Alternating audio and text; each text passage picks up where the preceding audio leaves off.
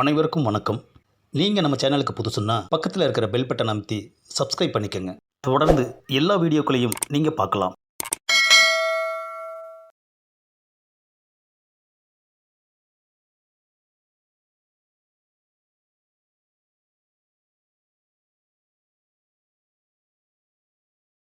நகைச்சுவை நடிகர் செந்தில். இவரை தெரியாதவர்கள் யாரும் இருக்க முடியாது.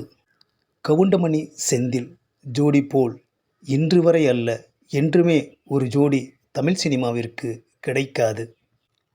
வாழ்க்கை துணை திருமண மாத இதழுக்காக நடிகர் செந்தில் அவர்களை சந்தித்து நேர்காணல் செய்ததிலிருந்து உங்களுக்காக. பள்ளிக்கூடத்தில் படிக்கிறப்பவே நடிக்க ஆரம்பிச்சிட்டேன். அதை பார்த்துட்டு பின்னால் சினிமாவில் நீ பெரிய ஆளாக வந்துடுவேன்னு எங்கள் வாத்தியார் பாராட்டுவார்.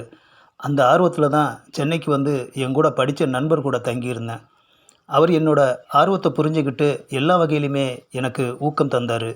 சிஎஸ் நாடக சபாவில் சேர்ந்து ஊர் ஊராக போய் நாடகம் போட்டோம். அப்புறம் சென்னைக்கு திரும்பி வந்து ஒரு லாட்ஜில் தங்கியிருந்தேன். இன்றைக்கி பிரபலமாக இருக்கிற இளையராஜா, பாரதி ராஜா, சுந்தர்ராஜன் எல்லாருமே அங்கே வருவாங்க. அப்போது சிறு சிறு வேடங்களில் நிறைய படங்களில் நடித்தேன். அதுக்கப்புறம் மலையூர் மம்பட்டியான் படத்தில் தான் எனக்கு ஒரு நல்ல அறிமுகம் கிடைச்சது. செந்தில்னா யாருன்னு ரசிகர்கள் தெரிஞ்சுக்கிட்டாங்க. என்னோடய திருமணம் 1984 ராமேஸ்வரம் அருகில் உள்ள ஊரில் நடந்தது. மனைவியோட பேர் செல்வி. மகன்கள் மணிகண்ட பிரபு, ராமச்சந்திர பிரபு. இருவருமே படிக்கிறாங்க. நடிகராக இருக்கும் எனக்கு பெண் கிடைப்பது சிரமமாக இருந்தது. என்னோட சொந்த அத்தை பொண்ணையே எனக்கு தரமாட்டேன்னு சொல்லிட்டாங்க.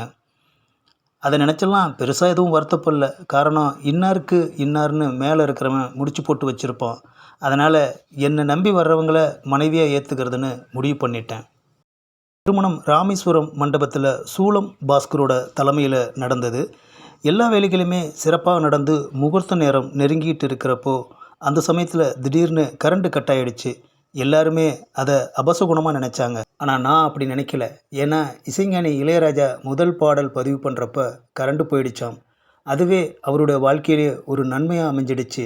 நானும் அந்த மாதிரி நினச்சி விட்டுட்டேன்.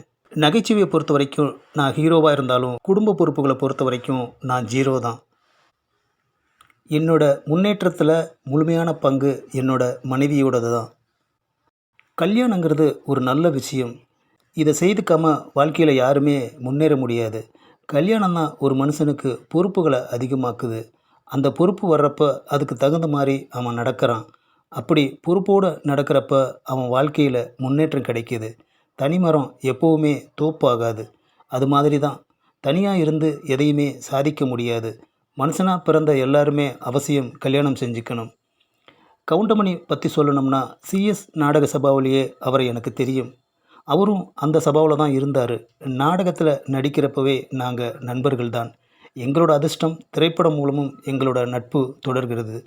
30 வருஷமாக நடிச்சிட்டு இருக்கேன். இது வரைக்கும் எவ்வளோ படம் நடிச்சிருக்கேன்னு எனக்கே கணக்கு தெரியாது. என்எஸ்கே விருது, தமிழ்நாடு அரசு விருது வாங்கியிருக்கேன். இன்னும் பல பெரிய விருதுகள் வாங்கணும். கடைசி வரைக்கும் நடிச்சுக்கிட்டே இருக்கணும். ரசிகர்கள் தான் என்னோட தெய்வம்.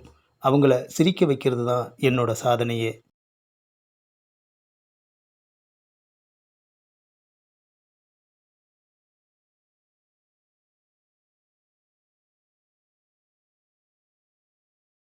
இந்த பதிவை லைக் பண்ணுங்கள், ஷேர் பண்ணுங்கள், மறக்காமல் சப்ஸ்கிரைப் பண்ணுங்கள்.